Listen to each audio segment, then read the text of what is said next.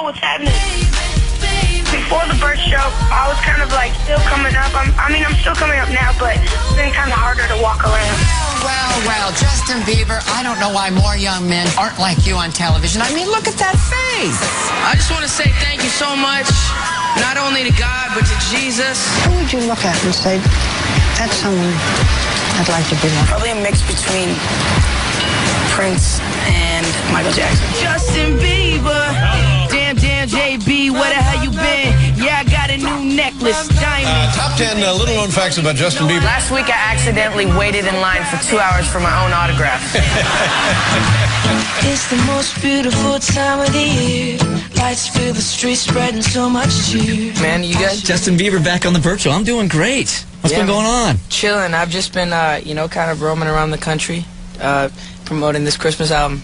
Dude, there's got to be days where you wake up and you have no idea what city you're in. I mean, obviously, you're in Atlanta, but, I mean, there's got to be days where you're like, what city am I in today? Yeah, a lot of times we just fly so much, I'm like, yo, just tell the pilot where to go. Like, we're just going to tell the pilot, get on the plane, we don't know where we're going. Just like, let's just go to Alaska today. Can't you fly one of these things yourself now? I mean, you're flying so much. Maybe, eventually, maybe I'll get my pilot license. That'd be cool. How does it all work? So when Justin Bieber gets up in the morning, like, does somebody call you and tell you, okay, here's where we got to be today at 10 o'clock? Do you have an itinerary? Does somebody email you? Someone emails me the schedule. Allison, she emails me the schedule to my BlackBerry or iPhone, and they just say, this is what you have today. And then I argue, I'm like, I don't want to do that. Then they'd be like, you have to do that. And then I'm like, okay, I'll do that. That's how it goes. What are the things that you try to negotiate out every day? Like when you see something on the schedule, like a radio interview? Yeah, I usually probably try to get it out of it. But then they're like, you have to do it. So I'm like, okay, I'll do it. It's a busy day. Here's what I don't think most people understand is, like, how much work you have to do every day. I think. Yeah, it is hard work. Like, people just think it's like, oh, you have it easy, you're just, a big pop star, you don't really have to do anything, you just have to sing for your fans. It's like, no, you gotta work hard. Every day is like a struggle. You gotta, like, get up early, go to sleep late. Like, it's hard, but, it's worth it. On most days, you're working how many hours? It varies. Lately it's been, pretty tough because I just put out the Christmas album. Right. So, before that I was, just doing touring, which was like South America. I didn't have anything till I performed in the nighttime. So it was like all days off until in the night when I performed. So it was pretty cool. Like, it was really nice. And the Christmas album, obviously, is going to be killer. Tell us all about it. Well, the Christmas album is awesome, like, because I got to collaborate with such amazing people like Boyz II Men and Mariah Carey. Like, they've put out such amazing Christmas albums in the past, so being able to have them was really great. I want to know what the process there is, though. Is it like Justin Bieber waking up going, you know what, I think Boyz II Men would be great on the album, or somebody suggesting things to you? No, it's basically like, I grew up listening to, Mariah Carey and Boyz II Men, and their Christmas albums. So knowing that they've been so successful with their Christmas album, putting them on my Christmas album was going to, not only stamp me, but, like, have, great songs. Yeah. Is there anybody that you're scared to work with? Like, anybody intimidate you now? Because this is all still pretty new for you. Yeah, it is.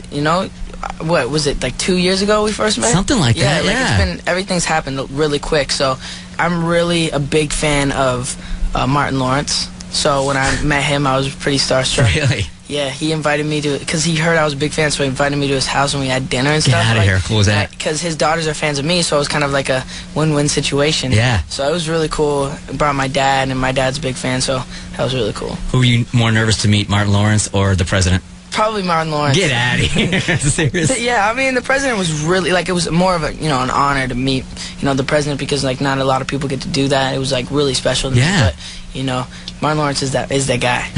What's the stuff that you're still learning about the industry? Because, like you said, it's only been 2 years. Yeah. And I think, if you get your break at 25 or 26, maybe you're touring the country for 10 years and you've kind of seen the ups and downs. Yeah. What are you still learning every day in this industry? In the industry or in life? Like, in life. Let's get deep, Justin. Still learning about girls. Still learning about girls. Yeah. Because every day is different. You always have to go through different things, So I can't figure it out. I've been married 14 years, dude. I don't know if you ever really figured it out, but no. It's great. Life's about that. Finding the girl that you love. So that's cool. But about music and stuff, I'm learning more about, like, controlling things myself. Because I'm young, so people like to just tell me what to do, and often, like, stuff that I really, don't want to do, like music that I'm like, I don't like that, don't make me do that song. I'm like, no, I'm not going to do it. So that's what I'm learning, just being able to stick up for myself. Was there a time in the beginning where you'd pretty much do what anybody was telling you, but do you remember the one time where you just said, no, now we're going to do it Justin Bieber's way? Yes, so like a couple things, like people, I would do photo shoots and they would tell me to like put my finger in front of my mouth like this, and I'm like, I'm not doing that. Like, no, like you can't pay me to do that. Like at the beginning, I feel like I probably would do that. Right. But like, no. Now you're calling the shots, bro. I'm not about that, yeah. I don't know how many products there are out there with Justin Bieber on it, but I was telling these guys a couple of weeks ago, here's a doll right here, man. Here's a doll. Here's my fragrance. Dude, do you okay all of that stuff? How does that whole thing work? Do they show you each and every item and you're like, yes, no, no, no, yes? Pretty much, yeah. Yeah. Yeah. It's like Bravado is like they handle like my merch, so like I give them the pictures that I like, to use and stuff. And you're choosing all that stuff? Yeah. It's got to be pretty hands-on. Some days it's got to be overwhelming. Like, I don't want to make any more decisions. I'm 17. Yeah, no, I mean, I give myself, like, although it is hard and stuff, I give myself time to just relax and, like, hang out with my friends. I make that important as well. Yeah.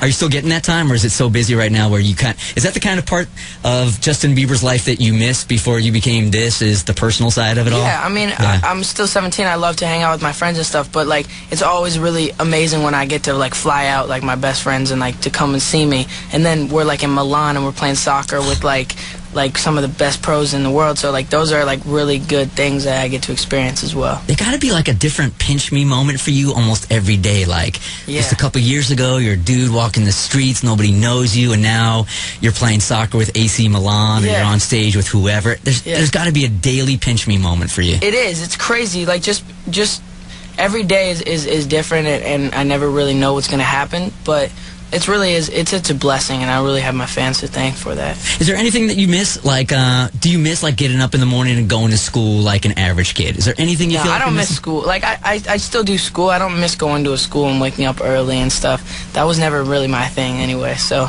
I just miss my friends aspect of it. That's really all. So they call you up and they tell you about the girl problems they're having. You call, I mean, in that way, it's still very... Yeah, that's similar. Much the same. We still talk about that stuff. And, like for me, I'm hanging out with all these old people, like Scooter and Kenny, all the time. And they're, mid-40s.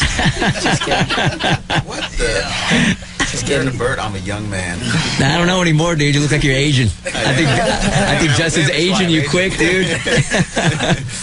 So what's next? We had we talked about the Christmas album. What do we got? Like movies coming out, ice shows, more board games. What's going on now, man? Well, I'm actually creating my own spaceship to go to space. Yeah, I'm just kidding. I don't doubt it. No, we're actually we're working on a few scripts right now. Hopefully, I'll be able to shoot my first movie next summer.